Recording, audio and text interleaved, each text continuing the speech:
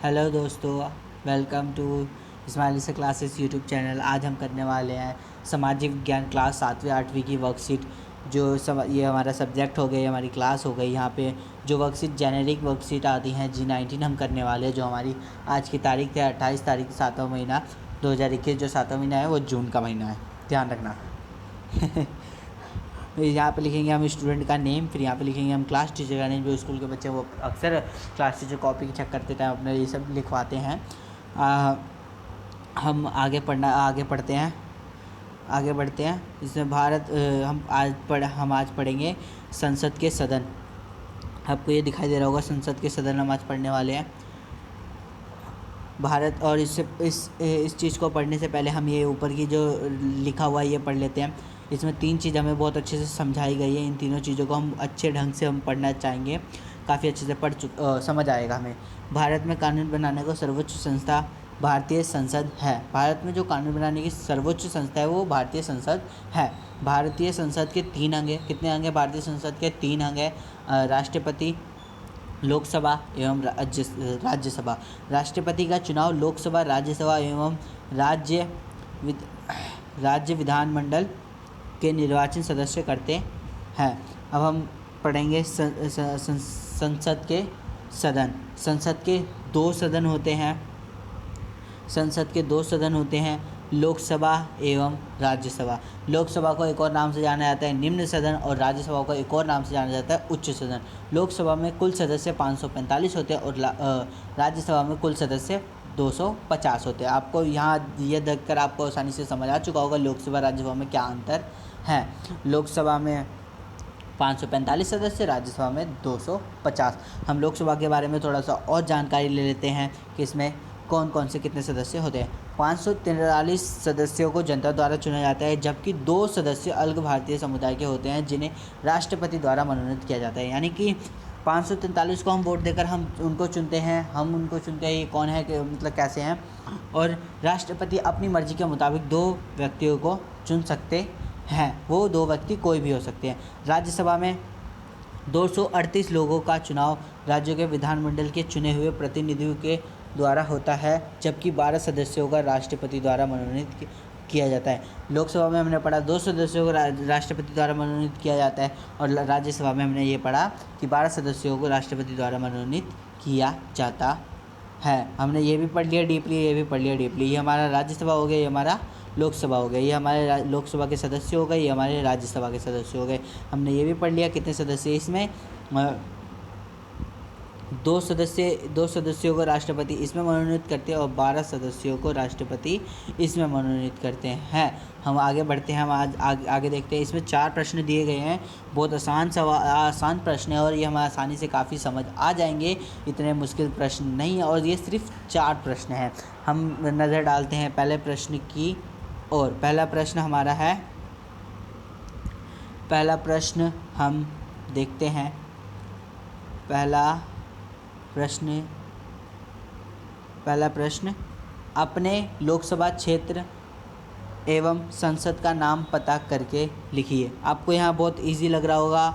हमें अपने ही लोकसभा क्षेत्र एवं संसद का नाम पता करके लिखना है। अब आपको नहीं पता, या तो अपने पापा से पूछिए, बड़े भाई से पूछिए, या पड़ोसियों से पूछकर, या आपकी गली के बाहर बोर्ड लगा होगा ब्लू कलर, किसी का भी, आप वहाँ से पढ़ के इस जानकारी को प्राप्त कर सकते हैं। या आजकल तो नेट का ज़माना है, आप यूट्यूब पे कहीं भी सर्च कर, यूट्यूब पे नहीं, गूगल पे सर्च करके आप लिख सकते हैं। यहाँ मतलब एड्रेस डाल के यहाँ पे हमें भरना है। बट इस प्रश्न का आंसर मैं आपको दूंगा, बट इसी से रिलेटिव हमारा सेकंड क्वेश्चन है। सेकंड क्वेश्चन भी सेम। सेकंड क्वेश्चन का आंसर हमें फर्स्ट क्वेश्चन का आंसर देगा। सेकंड क्वेश्चन का यहाँ पे हम पढ़ लेते हैं। सेकंड क्वेश्चन का आंसर है, पता लगाइए कि राष्ट्रीय राजधानी क्षेत्र दिल्ली के कितने संसद लोकसभा में है। हमें ये पता लगाना है कि राष्ट्रीय राजधानी यानी कि दिल्ली में कितने संसद लोकसभा में, कितने सांसद जो हैं लोकसभा में हैं, या और एवं कितने सांसद राज्यसभा में हैं। उन सभी का नाम भी लिखना है। समझ गए आप? मैं आपको इसका आंसर दिखा देता हूँ, आप समझ जाएंगे। ये देखिए, दिल्ली में दिल्ली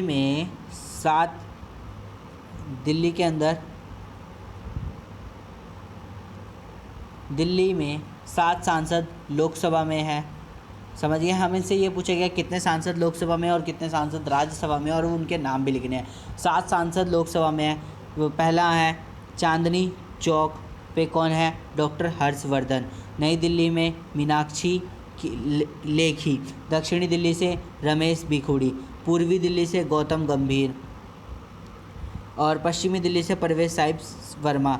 उत्तरी पूर्व दिल्ली से मनोज तिवारी और उत्तरी पश्चिम दिल्ली से हंसराज हंस। अब आप पूछ रहे हो, आपने तो सिर्फ ये सेकंड क्वेश्चन का आंसर बताया, वो भी याद आ।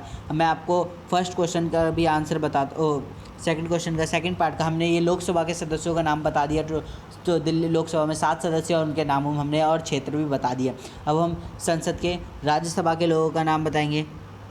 दिल्ली में 3 सांसद हैं। दिल्ली में 3 सांसद राज्यसभा के में हैं, जिसमें से पहला नाम संजय सिंह और दूसरा नाम नारायण दास गुप्ता, तीसरा नाम सुशील कुमार गुप्ता। ये 3 सदस्य सांसद में ये 3 सांसद राज्यसभा में से हैं। अब आप पूछ रहे हो सर आपने फर्स्ट क्वेश्चन का आंसर नहीं बताया। मैं ये आप इसमें से देख सकते हैं, दिल्ली में 7 सांसद लोकसभा में है। हमें अपने सांसद का नाम अपने लोकसभा क्षेत्र को ढूंढकर उसका नाम लिखना है। तो मैं पश्चिमी दिल्ली से हूँ, तो मेरे सांसद का नाम, मेरे लोकसभा क्षेत्र का नाम यहाँ पे आ गया है। ये देखिए पश्चिमी दिल्ली, और इस पश्चिमी दिल्ली नाम आ गया है। और इसमें से पश्चिमी दिल्ली में मेरे लोकसभा सांसद का नाम आ गया, और इसके जो सांसद हैं उनका नाम भी ये आ गया, परवेश साहिब शर्मा। ये मेरे फर्स्ट क्वेश्चन का आंसर हो गया। आप इस लोकसभा क्षेत्रों में से आप देख सकते हैं कि आपके क्षेत्र का क्या नाम है और इसमें से कौन उसके सांसद है। ये आपका पहला दूसरा प्रश्न आसानी से सॉल्व हो गया। अब हम बढ़ते हैं तीसरे प्रश्न की ओर। राष्ट्रपति द्वारा कितने सदस्यों को लोकसभा एवं राज्यसभा के लिए मनोनीत किया जाता है? अब तीसरा क्वेश्चन भी बहुत आसान है। राष्ट्रपति द्वारा कितने सदस्यों को लोकसभा एवं राज्यसभा के लिए मनोनीत किया जाता है? मैं आपको इसका भी आंसर दिखा देता हूँ, ये ध्यान से देखिएगा। ये है राष्ट्रपति द्वारा लोकसभा के लिए 2 सदस्य, और ध्यान से सुनिएगा, लोकसभा के लिए सिर्फ 2 सदस्य, राज्यसभा के लिए 12 सदस्यों को मनोनीत किया जाता है। अब आपको बहुत आसान लग रहा होगा, बहुत इजी सा आंसर है इसका। राष्ट्रपति द्वारा लोकसभा के लिए सिर्फ 2 सदस्यों को मनोनीत करने की आज्ञा है, और राज्यसभा के लिए सिर्फ 12 सदस्यों को मनोनीत किया जा सकता है। आपको तीसरा प्रश्न भी काफ़ी आसानी से समझ आ गया होगा। हम बढ़ते हैं चौथे प्रश्न की ओर। पता लगाइए कि भारत में राष्ट्रपति का चुनाव कौन कराता है?